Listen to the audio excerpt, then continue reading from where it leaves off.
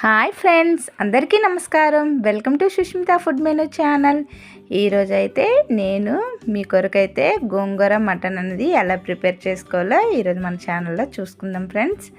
చూడండి, గోంగూర మటన్ అయితే నేను ఈరోజు కుక్కర్లో తయారు చేసుకుంటున్నాను. ముందుగా స్టవ్ ఆన్ చేసేసి కుక్కర్ పెట్టుకోవాలి ఫ్రెండ్స్. కడిగిన మటన్ అయితే నేను శుభ్రం చేసుకొని ఒక పక్కన ఉంచుకొని కుక్కర్లో అయితే ఆయిల్ వేసుకొని శుభ్రపరిచిన మటన్ అనేది చక్కగా ఆయిల్లో వేసుకుంటున్నాను. ఇలా వేసుకోవడం వల్ల ఏంటంటే ఈ మటన్లో నుండి వాటర్ అంతా బయటకు వచ్చి మటన్ అనేది చక్కగా కుక్ అవుతుంది. సో అందుకే నేను ఆయిల్ మరిగించి అందులో అయితే మటన్ యాడ్ చేసుకున్నాను ఫ్రెండ్స్. తర్వాత 2 టీ స్పూన్స్ సాల్ట్ యాడ్ చేసుకున్నాను.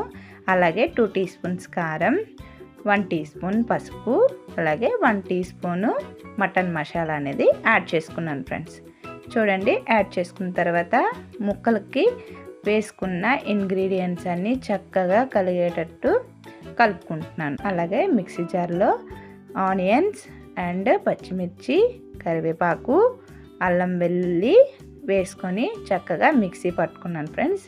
ఆ మిక్సీ పట్టుకున్న మిశ్రమాన్ని కూడా చక్కగా యాడ్ చేసుకున్నాను. ఈ విధంగా యాడ్ చేసుకోవడం వల్ల ముక్కలకి మనం వేసుకున్న మసాలా అంతా కూడా చక్కగా అద్దె పెట్టుకొని మంచి టేస్టీ అయితే వస్తుంది. చూడండి, వాటర్ బుడగలన్నీ చక్కగా పైకి తేలుతూ నూనె కూడా చక్కగా పైకి తేలుతుంది. ఈ విధంగా వాటర్ అంతా కూడా చక్కగా బయటకు వచ్చిన తర్వాత నేను 4 నుంచి 5 టొమాటోలు అయితే ఎర్రగా ఉండేవి తీసుకొని వాటిని చక్కగా 4 ముక్కలుగా కట్ చేసుకొని నేనైతే మిక్సీ పట్టుకున్నాను.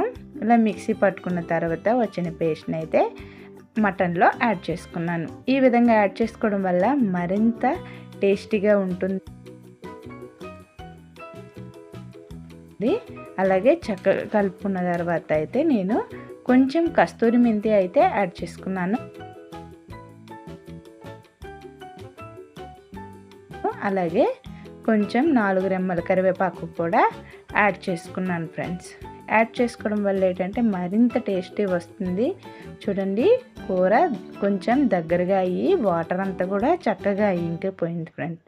ఇలా ఇంకిపోయిన తర్వాత అయితే నేను 1 గ్లాస్ వాటర్ అనేది యాడ్ చేసుకున్నాను ఫ్రెండ్స్. ఇలాగ యాడ్ చేసుకున్న తర్వాత 4 నుంచి 5 విజిల్స్ అనేవి చక్కగా పెట్టుకున్నాను. ఈ విధంగా పెట్టుకున్న తర్వాత వేరే పాత్రలోకి మటన్ అయితే తీసుకొని దగ్గరగా ఉడికించేటప్పుడే అందులోన గుప్పెడు గోంగూర ఆకులను అయితే యాడ్ చేసుకున్నాను.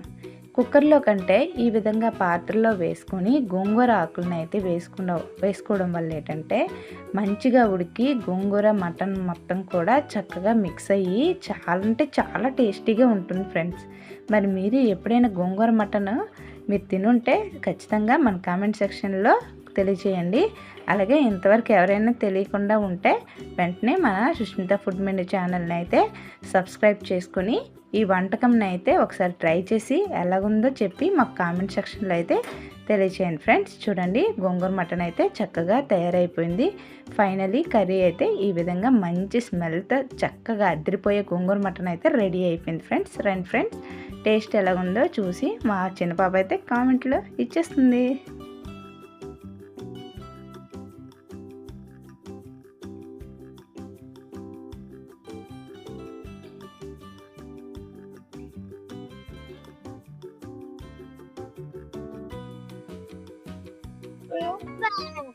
నన్ను బాగా లేక మీకు లైక్ తిని సబ్స్క్రైబ్ చేయండి.